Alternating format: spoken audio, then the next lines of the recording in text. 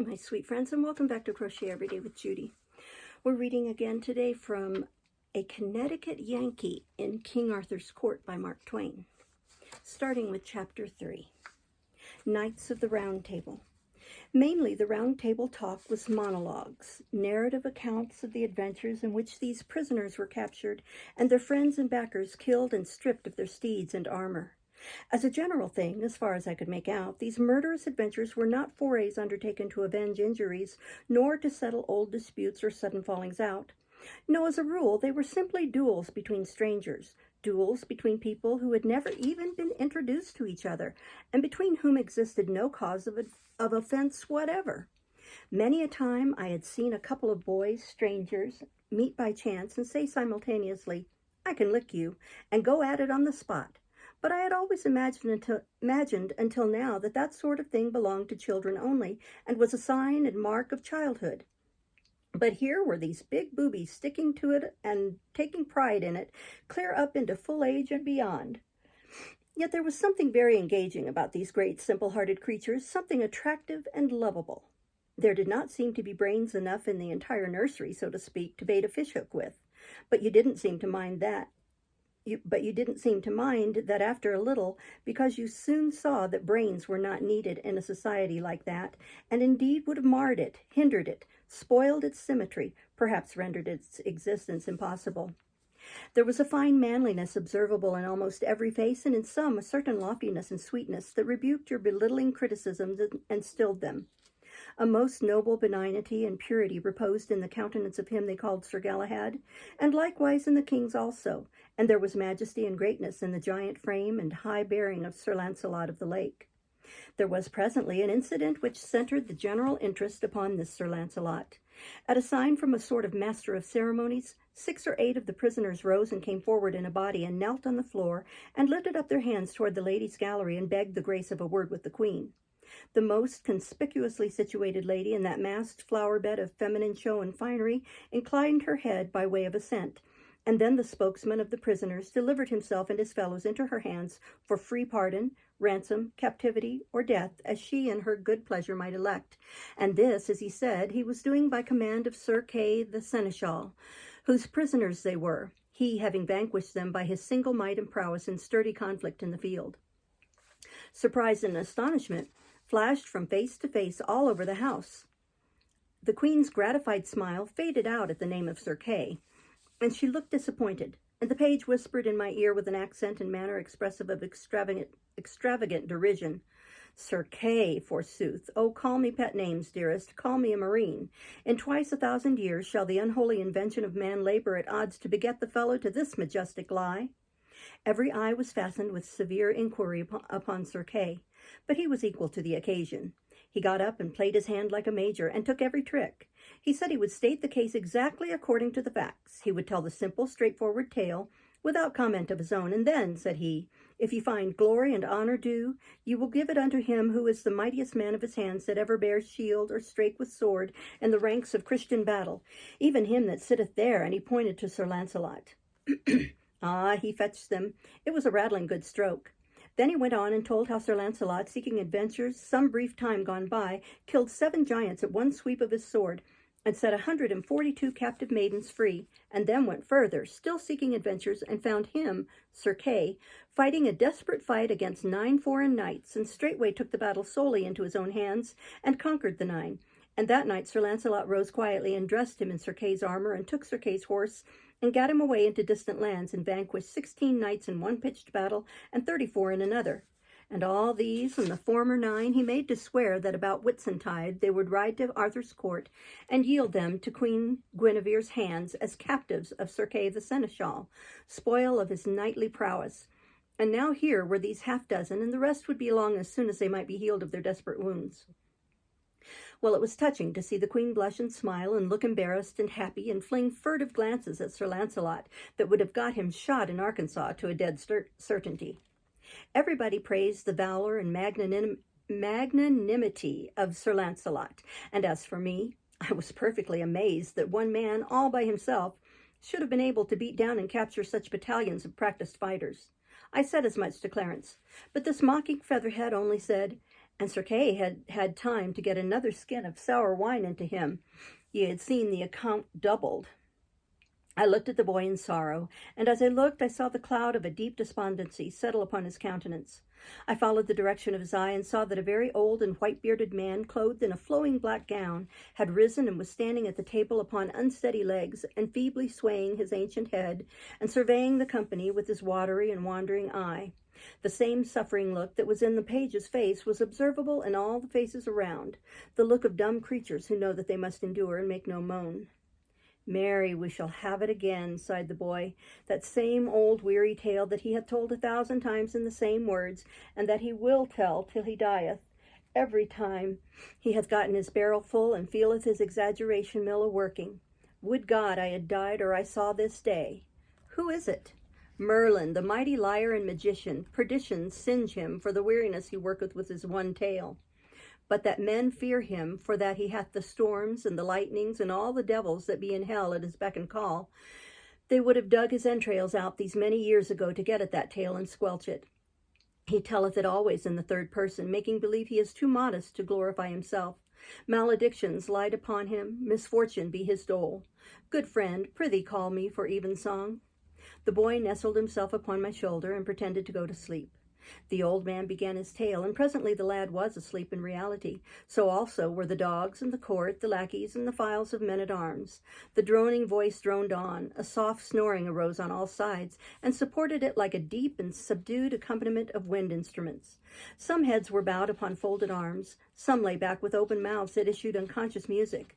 The flies buzzed and bit unmolested. The rats swarmed softly out from 100 holes and pattered about, and made themselves at home everywhere, and one of them sat up like a squirrel on the king's head and held a bit of cheese in its hands, and nibbled it, and dribbled the crumbs in the king's face with naive and impudent irreverence. It was a tranquil scene, and restful to the weary eye and the jaded spirit. This was the old man's tale. He said, "Right, so the king and Merlin departed, and went until a hermit that was a good man and a great leech. So the hermit searched all his wounds and gave him good salves. So the king was there 3 days, and then were his wounds well amended, that he might ride and go, and so departed. And as they rode, Arthur said, I have no sword. No force, said Merlin. Hereby is a sword. Hereby is a sword that shall be yours, and I may. So they rode till they came to a lake, which was a fair water and broad, and in the midst of the lake Arthur was aware of an arm clothed in white samite that held a fair sword in that hand. Lo, said Merlin, yonder is that sword that I spake of. With that they saw a damsel going upon the lake. What damsel is that? Said Arthur. That is the Lady of the Lake, said Merlin, and within that lake is a rock, and therein is as fair a place as any on earth, and richly beseen. And this damsel will come to you anon, and then speak ye fair to her, that she will give you that sword. Anon withal came the damsel unto Arthur, and saluted him, and he her again. Damsel, said Arthur, what sword is that yonder the arm holdeth above the water? I would it were mine, for I have no sword.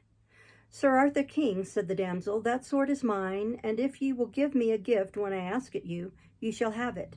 By my faith, said Arthur, I will give you what gift ye will ask. Well, said the damsel, go ye into yonder barge, and row yourself to the sword, and take it and the scabbard with you, and I will ask my gift when I see my time. So Sir Arthur and Merlin alight, and tied their horses to 2 trees, and so they went into the ship. And when they came to the sword that the hand held, Sir Arthur took it up by the handles, and took it with him. And the arm and the hand went under the water, and so they came into the land and rode forth. And then Sir Arthur saw a rich pavilion. What signifieth yonder pavilion? It is the knight's pavilion, said Merlin, that ye fought with last, Sir Pellinore, but he is out, he is not there. He hath ado with a knight of yours, that hight Eglaime, and they have fought together, but at the last Eglaime fled, and else he had been dead, and he hath chased him even to Carlion, and we shall meet with him anon in the highway. That is well said, said Arthur. Now I have a sword. Now will I wage battle with him, and be avenged on him. Sir, ye shall not so, said Merlin, for the knight is weary of fighting and chasing, so that ye shall have no worship to have ado with him. Also, he will not lightly be matched of one knight living, and therefore it is my counsel, let him pass, for he shall do you good service in short time, and his sons after his days.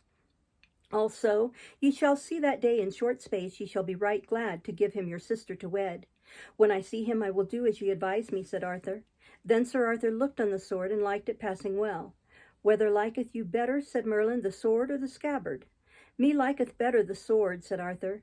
Ye are more unwise, said Merlin, for the scabbard is worth 10 of the sword. For while ye have the scabbard upon you, ye shall never lose no blood, be ye never so sore wounded. Therefore keep well the scabbard always with you. So they rode into Carlion, and by the way they met with Sir Pellinore. But Merlin had done such a craft that Pellinore saw not Arthur, and he passed by without any words.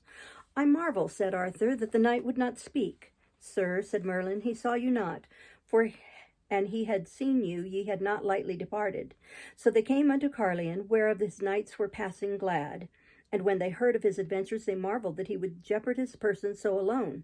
But all men of worship said it was merry to be under such a chieftain that would put his person in adventure as other poor knights did. Chapter 4. Sir Dinadan the Humorist. It seemed to me that this quaint lie was most simply and beautifully told, but then I had heard it only once, and that makes a difference. It was pleasant to the others when it was fresh, no doubt. Sir Dinadan the Humorist was the first to awake, and he soon roused the rest with a practical joke of a sufficiently poor quality. He tied some metal mugs to a dog's tail and turned him loose, and he tore around and around the place in a frenzy of fright, with all the other dogs bellowing after him and battering and crashing against everything that came in their way, and making altogether a chaos of confusion and a most deafening din and turmoil, at which every man and woman of the multitude laughed till the tears flowed, and some fell out of their chairs and wallowed on the floor in ecstasy. It was just like so many children. Sir Dinadan was so proud of his exploit that he could not keep from telling over and over again to weariness how the immortal idea happened to occur to him, and as is the way with humorists of his breed, he was still laughing at it after everybody else had got through.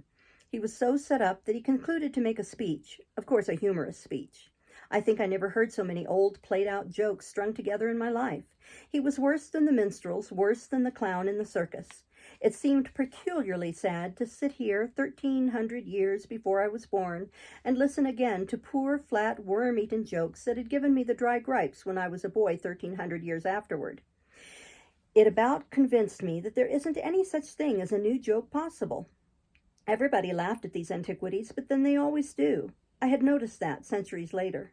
However, of course, the scoffer didn't laugh. I mean the boy. No, he scoffed. There wasn't anything he wouldn't scoff at. He said the most of Sir Dinadan's jokes were rotten and the rest were petrified.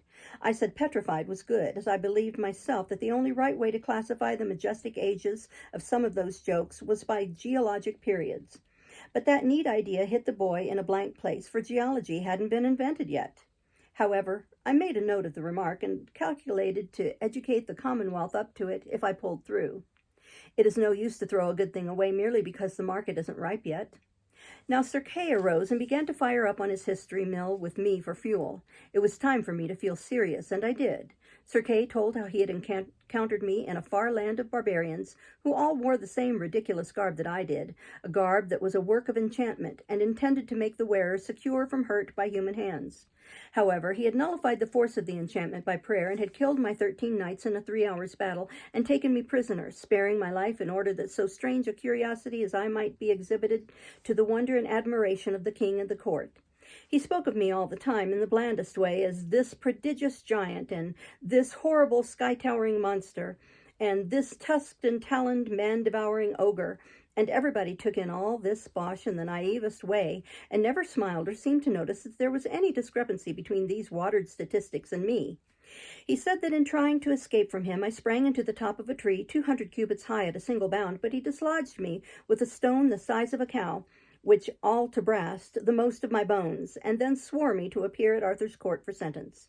He ended by condemning me to die at noon on the 21st, and was so little concerned about it that he stopped to yawn before he named the date. I was in a dismal state by this time.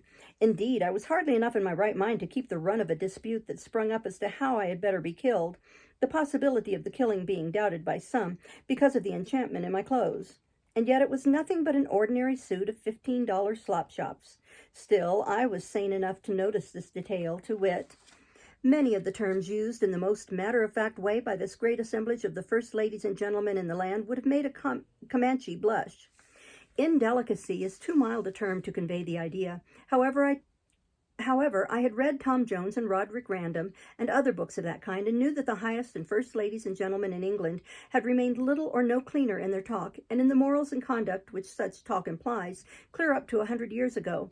In fact, clear into our own 19th century, in which century, broadly speaking, the earliest samples of the real lady and real gentleman discoverable in English history, or in European history for that matter, may be said to have made their appearance. Suppose Sir Walter, instead of putting the conversations into the mouths of his characters, had allowed the characters to speak for themselves.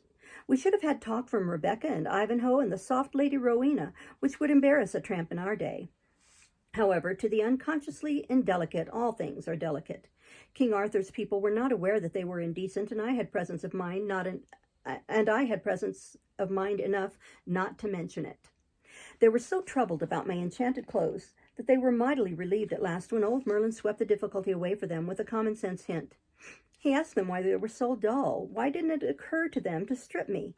In half a minute I was as naked as a pair of tongs, and dear, to think of it, I was the only embarrassed person there. Everybody discussed me, and did it as unconcernedly as if I had been a cabbage. Queen Guinevere was as naively interested as the rest, and said she had never seen anybody with legs just like mine before. It was the only compliment I got, if it was a compliment. Finally, I was carried off in one direction, and my perilous clothes in another. I was shoved into a dark and narrow cell in a dungeon, with some scant remnants for dinner, some moldy straw for a bed, and no end of rats for company. Chapter 5. An Inspiration. I was so tired that even my fears were not able to keep me awake long. When I next came to myself, I seemed to have been asleep a very long time. My first thought was, well, what an astonishing dream I've had. I reckon I've waked only just in time to keep from being hanged or drowned or burned or something. I'll nap again till the whistle blows, and then I'll go down to the arms factory and have it out with Hercules. But just then I heard the harsh music of rusty chains and bolts.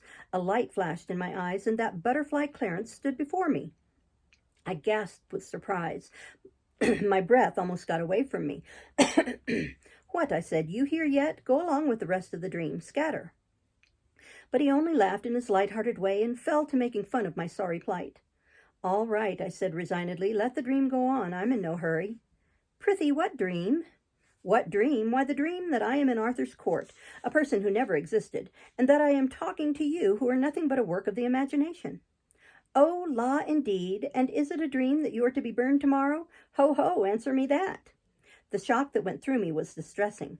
I now began to reason that my situation was in the last degree serious, dream or no dream, for I knew by past experience of the lifelike intensity of dreams that to be burned to death, even in a dream, would be very far from being a jest, and was a thing to be avoided by any means, fair or foul, that I could contrive.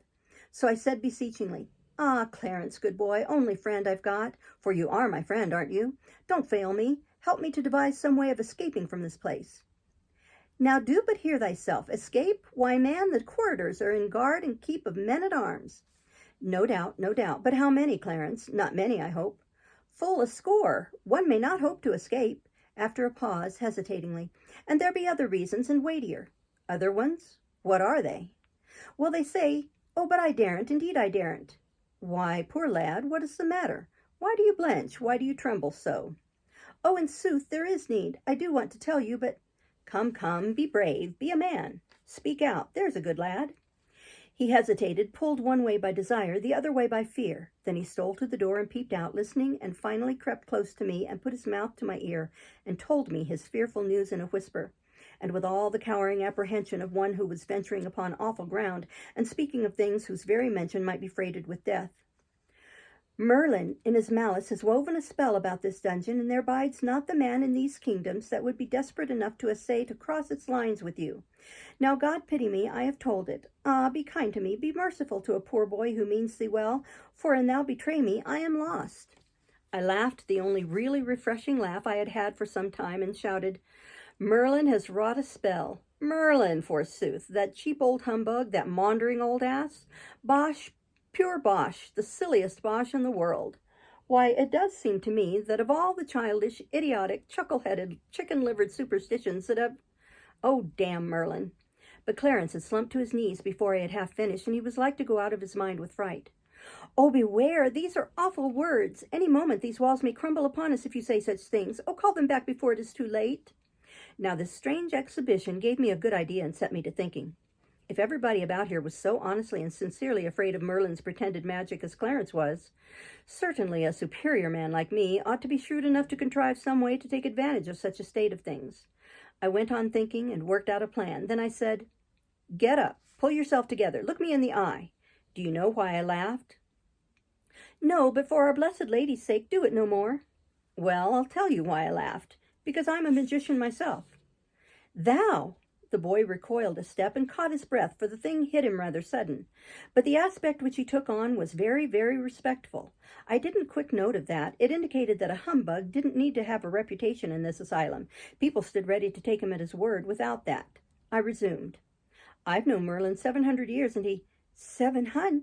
Don't interrupt me. He has died and come alive again 13 times and traveled under a new name every time. Smith, Jones, Robinson, Jackson, Peters, Haskins, Merlin. A new alias every time he turns up. I knew him in Egypt 300 years ago. I knew him in India 500 years ago. He is always blethering around in my way everywhere I go. He makes me tired. He don't amount to shucks as a magician. Knows some of the old common tricks, but has never got beyond the rudiments and never will. He is well enough for the provinces, one-night stands and that sort of thing, you know. But dear me, he oughtn't to set up for an expert. Anyway, not where there's a real artist. Now look here, Clarence, I am going to stand your friend right along, and in return you must be mine. I want you to do me a favor. I want you to get word to the king that I am a magician myself, and the supreme grand high you-muck-a-muck and head of the tribe at that. And I want him to be made to understand that I am just quietly arranging a little calamity here that will make the fur fly in these realms if Sir Kay's project is carried out and any harm comes to me. Will you get that to the king for me?" The poor boy was in such a state that he could hardly answer me. It was pitiful to see a creature so terrified, so unnerved, so demoralized.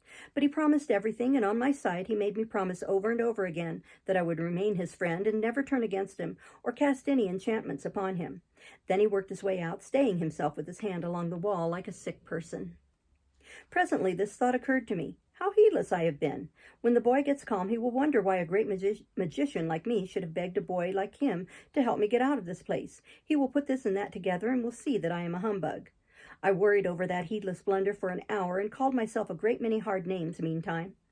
But finally it occurred to me all of a sudden that these animals didn't reason, that they never put this and that together, and that all their talk showed that they didn't know a discrepancy when they saw it. I was at rest then. But as soon as one is at rest in this world, off he goes on something else to worry about.